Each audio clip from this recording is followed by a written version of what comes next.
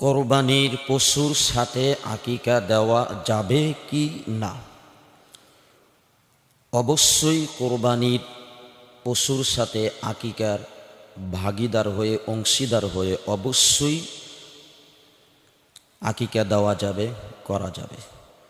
একটা পশুতে যেইভাবে সর্বোচ্চ 7 জন, যেমন গরু, মহিষ, উট, এই সমস্ত প্রাণীর সাথে সর্বোচ্চ 7 জন অংশীদার হয়ে কোরবানি দেওয়া যায়, ঠিক তদরূপভাবে 7 জন অংশীদার হয়েও আকিকা দেওয়া যাবে।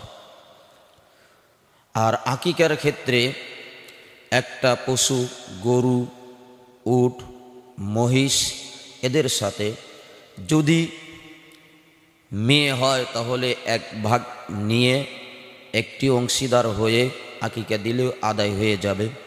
যদি ছেলে হয়, ছেলের ক্ষেত্রেও যদি একটি ভাগ নিয়ে একটি অংশীদার হয়েও যদি আকিকা দেওয়া যায়, আদায় হয়ে যাবে। তবে সামর্থ্য যদি থেকে থাকে তাহলে 2টি ভাগ নিয়েও 2টি ভাগে অংশীদার হয়েও আকিকা দিলে আকিকা আদায় হয়ে যাবে। তবে এটাই মূল কথা যে পশুর সাথে, কোরবানির পশুর সাথে আকিকা দেওয়া যাবে, অংশীদার হওয়া যাবে।